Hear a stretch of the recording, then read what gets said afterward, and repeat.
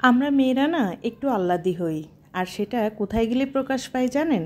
বাবার বাড়িতে গেলে। আমরা নিজের বাসায়, শ্বশুরের বাসায়, সবখানেই গেলে কিন্তু রান্না বাড়া থেকে শুরু করে সব কাজ করি। শুধুমাত্র বাবার বাড়িতে গেলে আমরা একদম আদরের আদরিনী হয়ে যাই। আসসালামু আলাইকুম এভরিওয়ান, কেমন আছেন সবাই? আশা করি সবাই ভালো আছেন। আমিও আছি আলহামদুলিল্লাহ ভালো। নতুন দিনের নতুন আরও একটা ব্লগ ভিডিওতে যশোরের মেয়ে হেনা চ্যানেল থেকে আমি হেনা আপনাদেরকে ওয়েলকাম করছি। আজকের ভিডিওটা শুরু করেছি একদম সকাল থেকে। সকালে ঘুম থেকে উঠেই আমি প্রতিদিনকার মতো আগে চলে আসি সবুজের কাছে, একদম মন ভরে নিঃশ্বাস নিতে এবং চোখ ভরে সুন্দর জিনিসগুলো উপভোগ করতে। সকালে ঘুম থেকে উঠে যেমন আমরা ব্যস্ত হয়ে যাই নিজেদের খাবার নিয়ে, আমার মনে হয় আমাদের খাবারেরও আগে আমাদের এই গাছগুলোর একটু যত্ন নেওয়া উচিত। এখানে তো বেশি সময় লাগবে না। তো আমি সকালে ঘুম থেকে উঠে প্রতিদিনই গাছের কাছে এসে কিছুক্ষণ সময় পার করি, তাদেরকে পানি খাওয়ার ব্যবস্থা করে দিয়ে তারপরে অন্যান্য কাজ শুরু করি। আর আমি আমার ফুলের যে গাছগুলো থাকে সেই ব্যালকনি থেকে এখন দেখেন সবজির যে ব্যালকনিটা সেটাই চলে এসেছে। আর এখানে এই গাছটাতে খুব সুন্দর একটা বেগুন হয়েছে। আমি মনে করেছিলাম এই গাছটা হয়তো মরে যাবে, আমি অর্ধেক করে দিয়েছিলাম কেটে, কিন্তু পরবর্তীতে ডালপালা হয়ে কিন্তু এখানে খুব সুন্দর একটা বেগুন হয়েছে। আর এই যে খেজুর গাছটা দেখছেন, এটা হচ্ছে বাজার থেকে কিনে খেয়ে সেই খেজুরের যে বিচি সেটা লাগিয়েছিলাম, আর সেখান থেকে এই গাছটা হয়েছে। আজকে আমি আপনাদের সঙ্গে শেয়ার করব একা হাতে নির্দিষ্ট সময়ের মধ্যে অনেকগুলো রান্নাবাড়া করে সব কাজ শেষ করে কিভাবে আমি কিন্তু সব গুছিয়ে নেওয়ার সময় পেয়েছিলাম। নির্দিষ্ট সময়ের ভিতরে একা হাতে সব করেছি আমি। বর্তমান যুগে আসলে আপনি যদি একটু চালাক না হন তাহলে কিন্তু আপনি সব সময় সকলের পিছে পড়ে থাকবেন। আজকে হয়তো আমার থাম্বনেলটা দেখে বুঝে গিয়েছেন যে আমি কিসের জন্য এত আয়োজন করেছি। আজকে আমি কারুর হেল্প ছাড়াই একা হাতে যে কাজগুলো করেছি একটু টেকনিক করে সেটাই কিন্তু আজকে আপনাদের সঙ্গে শেয়ার করছি। আমরা মেয়েরা কিন্তু প্রথম থেকেই একটু আহ্লাদি, আর সেটা বাবার বাড়ির লোকদের কাছে। আমরা অন্যান্য জায়গায় সব কাজ করলেও বাবার বাড়িতে গেলে কিন্তু কখনোই কোনো কিছু করি না। আমাদের উচিত বাবার বাড়িতে গেলেও বা মাঝে মাঝে হোক আপনি তাদের জন্য স্পেশালভাবে কিছু করার। আজকে আমি যে কাজগুলো করেছি তার অর্ধেকটা কাজই কিন্তু আমি আগের দিন সব কিছু করে গুছিয়ে রেখেছিলাম। মাংস এনে কেটে ধুয়ে ফ্রিজে রেখে দিয়েছিলাম, সব ধরনের মশলা বেটে রেখে দিয়েছিলাম, পেঁয়াজ কেটে রেখে দিয়েছিলাম যাতে পরবর্তীতে আমার সমস্যা কম হয়। আর আমি প্রথমে কিন্তু দেখেছেন দেশি মুরগিটা একটু লবণ দিয়ে মেখে তারপরে 5 মিনিট রেখে দিয়েছিলাম, আর পরে কিন্তু ভেজে নিয়েছি। এবং ওই তেলের ভিতরেই ডিমের কোরমা করার জন্য ডিমগুলোও কিন্তু ভেজে নিয়েছি। আর এখন করব হচ্ছে গরুর মাংসের বিরিয়ানি। আমরা কিন্তু সবসময় বিরিয়ানি করার জন্য মাংসটা আলাদাভাবে ম্যারিনেট করে রেখে দেই। আজকে আমি একটু নতুনভাবে ট্রাই করেছি। আর এই তো দেখেন মশলার সঙ্গে পেঁয়াজটা ভেজে তারপরে হচ্ছে মাংস দিয়ে দিয়েছিলাম, আর কোনো ম্যারিনেট করা ছাড়া একে একে আমি কিন্তু সব মশলাগুলো অ্যাড করে দিচ্ছি। আর এখানে যেহেতু মাংসের পরিমাণটা 2 কেজি ছিল, যার কারণে কিন্তু আমি 2টা বিরিয়ানির মশলা দিয়েছিলাম। সব কিছু দিয়ে এখন ভালো করে মাংসটা কষিয়ে নেব।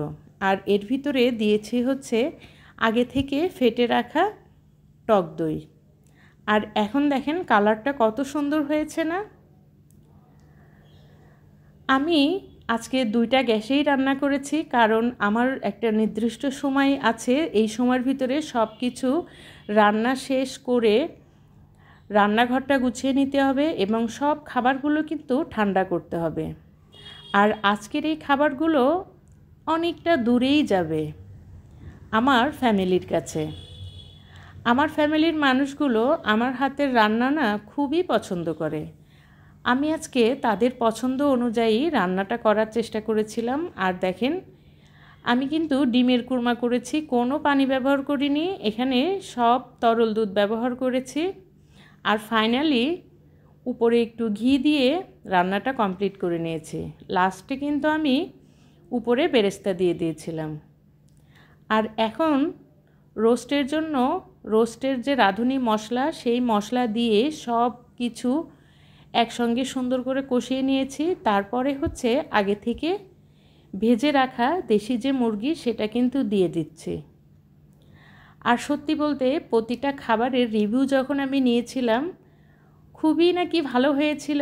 আমিও খেয়েছিলাম, নিজের কথা তো আর নিজে বলা যায় না।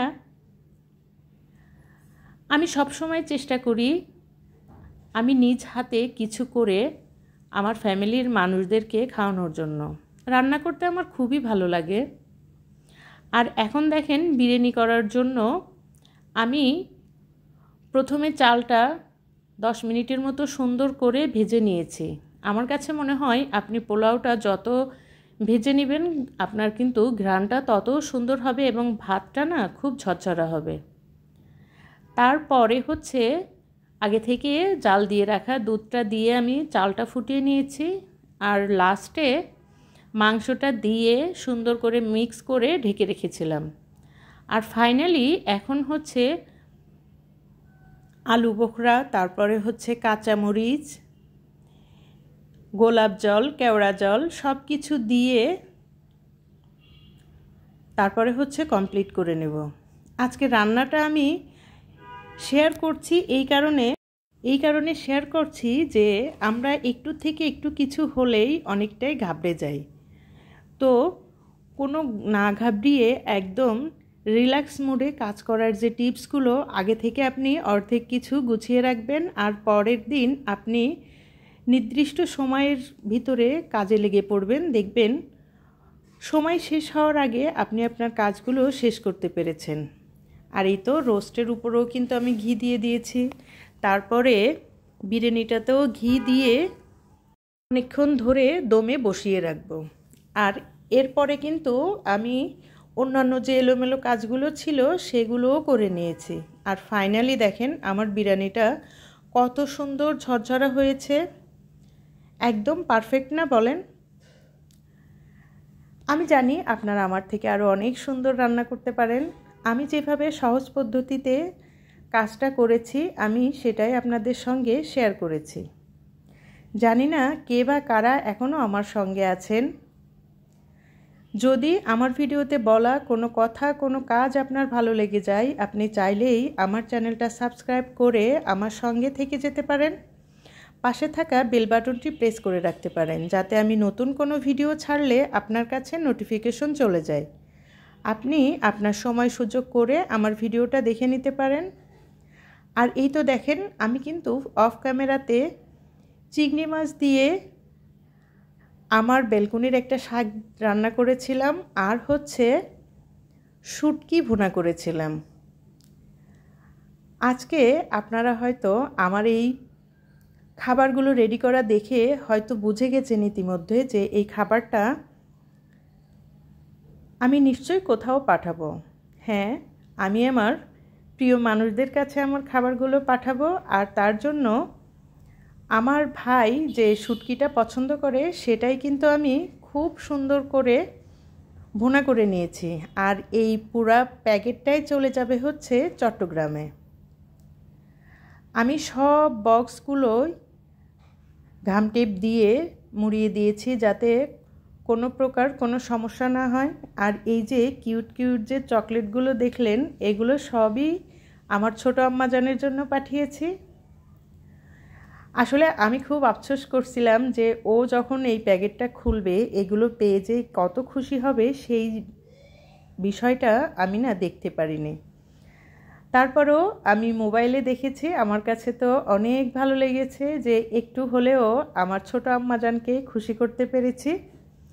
আজকের ভিডিওটা আপনাদের কাছে কেমন লেগেছে? আপনারা চাইলেই কিন্তু আপনাদের পরিবারের মানুষগুলোকে এভাবে সারপ্রাইজ দিতে পারেন। আজকের ভিডিও সম্পর্কে কোনো একটা মন্তব্য আমাকে জানাতে পারেন। আজকের ভিডিওটা এখানেই শেষ করছি। আল্লাহ হাফেজ।